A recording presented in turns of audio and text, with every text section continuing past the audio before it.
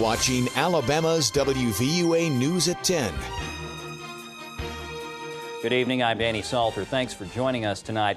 Chilly but much milder weather across most of West Alabama today. Are we back to our usual winter weather, or are the freezing temperatures ready to return? Let's check in with WVUA meteorologist Richard Scott for a first look at the forecast. Richard.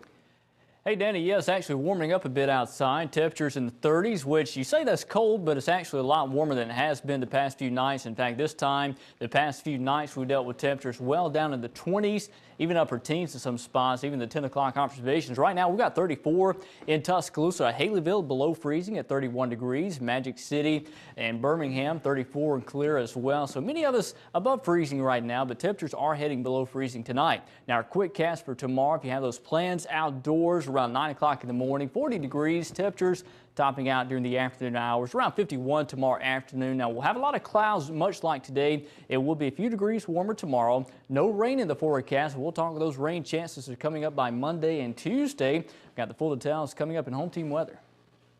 All righty, thank you, Richard. College football is over, but don't fret because the NFL playoffs are here.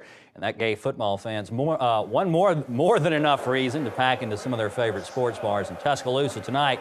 Watch the Baltimore Ravens, the Pittsburgh Steelers, much more. And West Alabama college football is the king, but the NFL is the top dog around much of the rest of the country, especially in big cities. Your home team talked with a big Baltimore fan about following the NFL in the middle of Tide Country.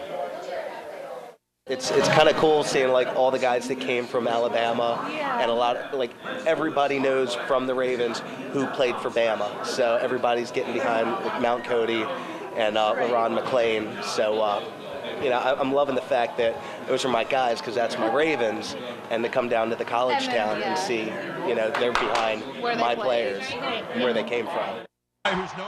John Edelson will have much more on Baltimore and Pittsburgh, the NFL playoffs, and much, much more coming up later in Home Team Sports. Well, a big game, a big crowd of thirsty patrons watching. That's what sports bar managers around Tuscaloosa told us they want every weekend. They got their wish today. But due to a lack of Sunday alcohol sales in Tuscaloosa, employees at sports bars told us crowds thin way down on Sunday. And managers told us despite having a big playoff game scheduled for tomorrow, they don't expect to see a whole lot of business. Definitely hurts us. We, like during the college football season, after an Alabama home game, we're slammed in here. But after an away game, it's nothing, just because we can't serve alcohol.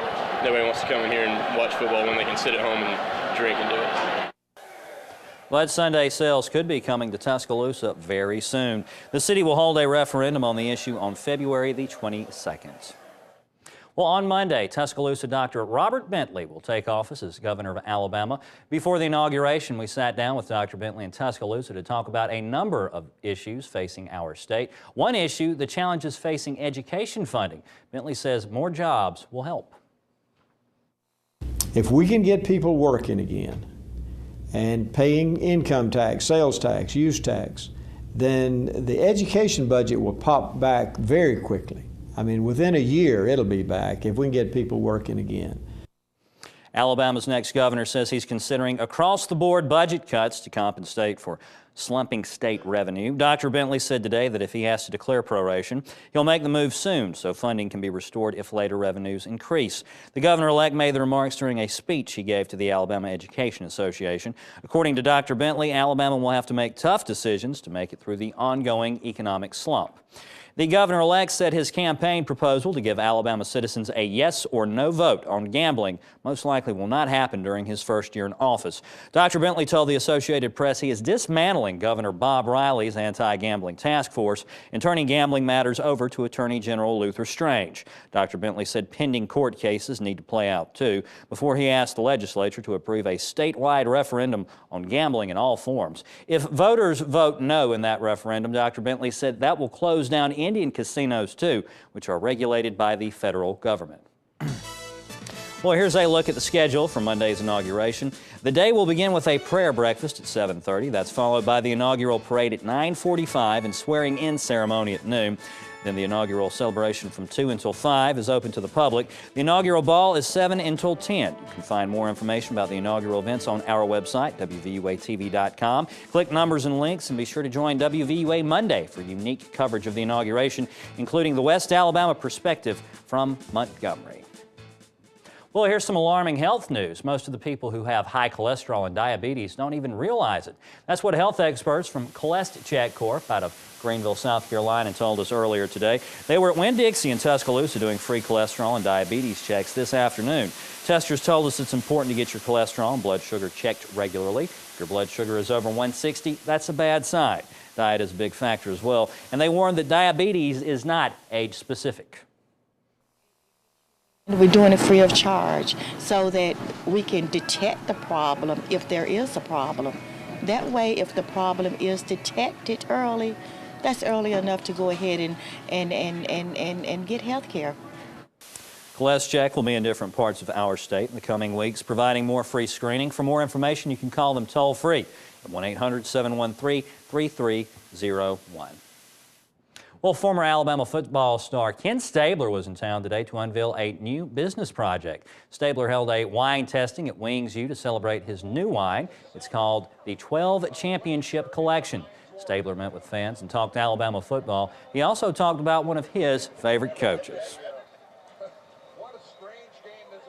Something about him that's hard to put into words. There was an aura about him that made you want to please him, you know, and the best way to please your coach is to go out and win. You do anything for him, and plus he helped us all out so much with the life lessons of self-sacrifice and discipline and accountability and all those things, and life lessons that I use with my daughters now. I quote Coach Bryant all the time to my daughters, and you know, he left us with some great teachings, and wouldn't take anything for the time I was around him.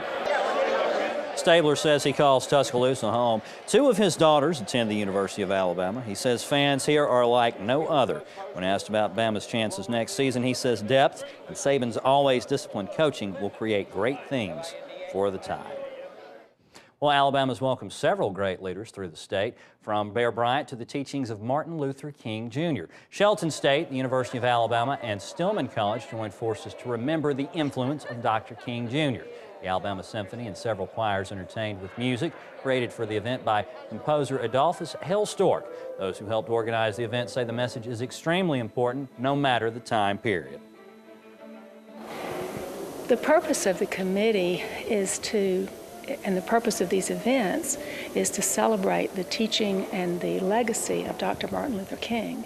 It's been a long time since he lived and died, and there are many people now, for example, students who see him as a historical figure rather than as a real-life influencing person that influences the spirit of what we do today. So what we try to do is to plan events and coordinate those events in such a way that they bring the community together in a sense of unity and purpose to see that the principles and the teachings of Dr. Martin Luther King continue today.